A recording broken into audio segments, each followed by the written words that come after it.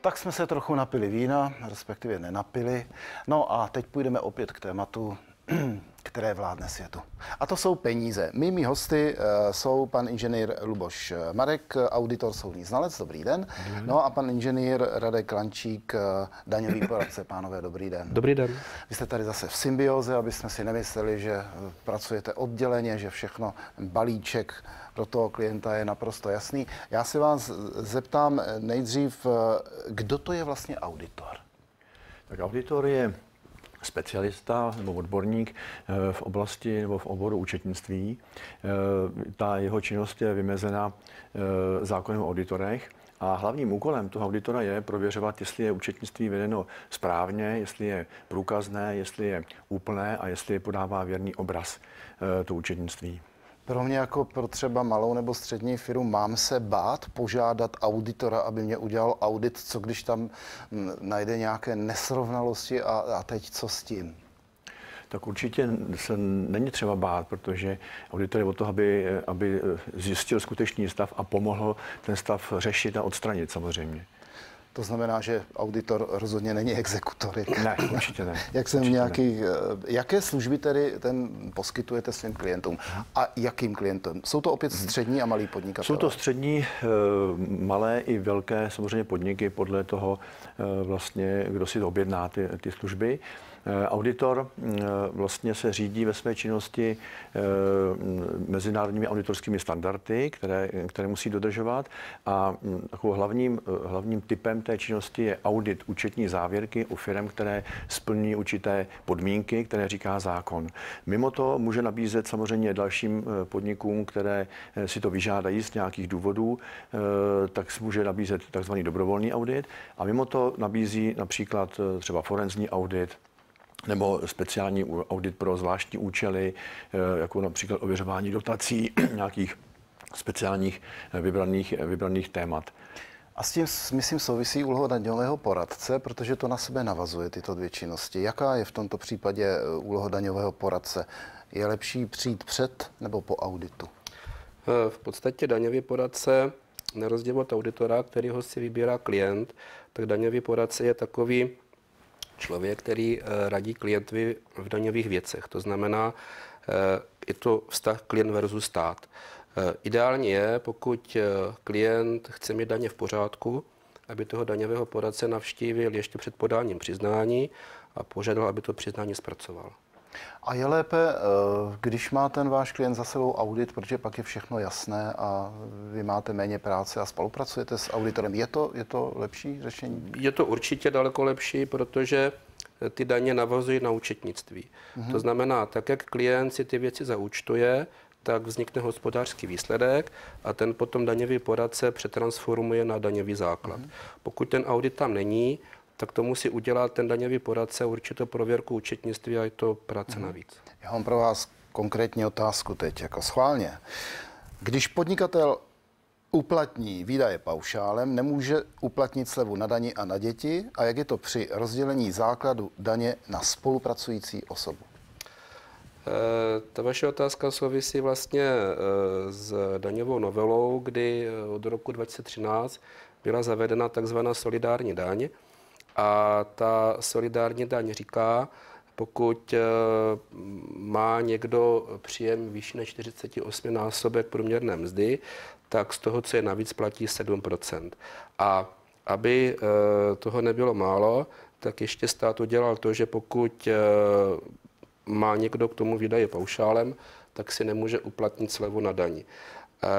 Určitá kombinace potom, a na to trošku se v tom zákoně zapomnělo, je, že pokud nastane rozdělení na spolupracující osobu, tak tato spolupracující osoba neuplatňuje výdaje paušálem a ta je pouze přebírá od toho manžela, s kterým spolupracuje, a ta si potom může slevu na daní uplatnit. Já budu přeskakovat z téma na téma, protože to spolu souvisí. Řekněte mi, jaké jsou výstupy, čili vlastně druhy výroku auditora. Tak auditor má několik možností. Samozřejmě podstatné je, že auditor zpracuje zprávu a závěrem je to závěrečné hodnocení. Těch možností je víc. Za prvé, pokud je všechno v pořádku, takže závěr toho výroku je bez výhrad. Pokud se najdou nějaké dílčí nedostatky, tak je závěr toho výroku s výhradou.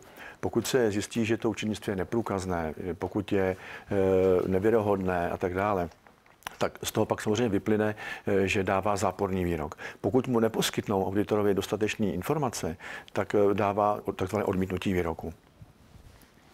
A ještě jedna otázka na vás. Já vás budu trápit trošku.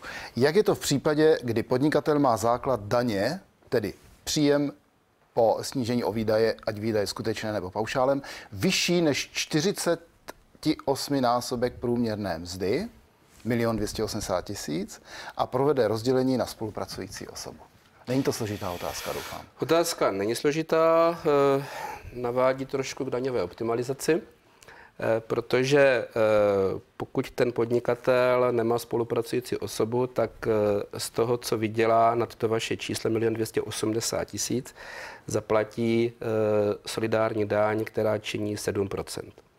Ale pokud má daňového poradce a ten mu poradí, ať rozdělí daňový základ na spolupracující osobu, tak se dostane do situace, že na spolupracující osobu může dát maximálně 540 000 a potom ty dva daňové základy na toho podnikatele a na tu spolupracující osobu budou pod ten 1,5 milionu a tito dva daňoví subjekty nebudou v solidární dani. Vaše odpověď samozřejmě, tento pořad je na internetu metropol.cz, takže ne, že by to také uniklo, tam si to všichni najdou.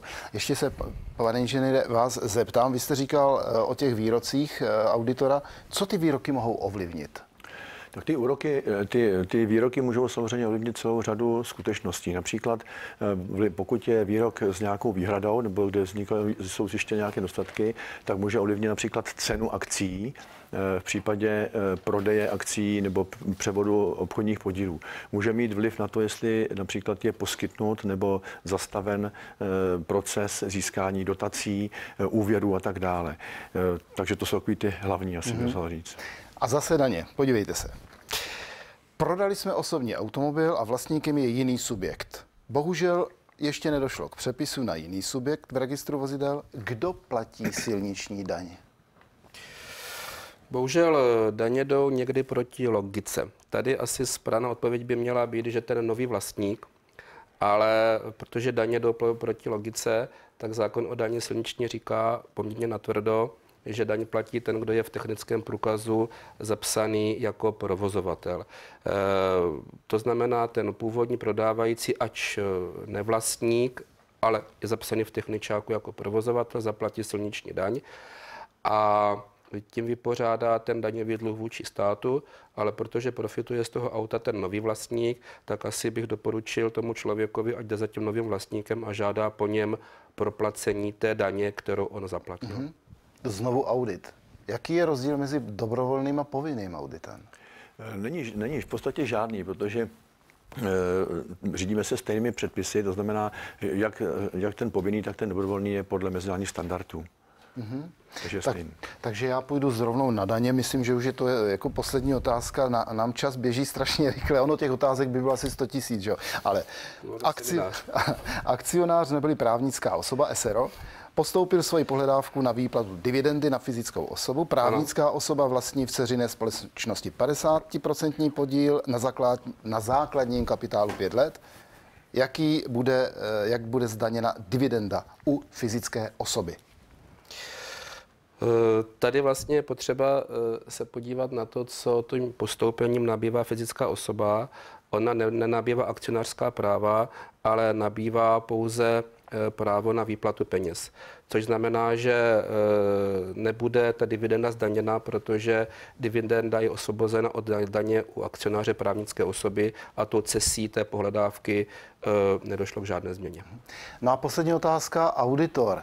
Myslím zásadní, může tedy vlastně ten audit snížit rizika podnikateli nebo odstranit jeho problémy, čili pravý opak, máme auditora vítat, nikoliv se ho bát? Tak určitě. V podstatě auditor samozřejmě má velké zkušenosti s tím, jaké nedostatky vznikají. A na základě toho samozřejmě i mimo těch běžných standardních forem vlastně práce nabízí potom služby typu různých speciálních analýz, pomáhá vypracovat vnitřní kontrolní systém, kterým zajistí větší bezpečnost z hlediska toku informací, ochrany majetku a tak dále. Takže těch možností je poměrně hodně a samozřejmě často probíhá spolupráce, třeba tady jako my máme spolu s kolegou inženýrem Vančíkem, kdy to řešíme společně a musí to být řešeno společně. Samozřejmě. Takže pánové, já vám děkuji. Na dalších asi, jak jsem říkal, 150 000 otázek nedošlo. Děkuji vám za návštěvu, ať se vám daří i ve vaší spolupráci, i ve vztahu ke klientům a zase někdy příště se těším. Na shledanou.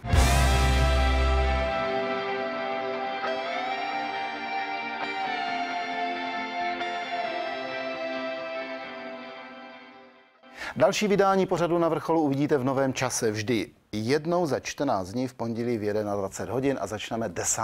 března. A začneme reportáží, ve které se v neobvyklé roli představí herec Milan Šimáček. A Petr Holubec, mluvčí energetiky, nám přijde říct, jak přežil blackout, čili totální výpadek elektřiny. Bavte se životem a zase příště.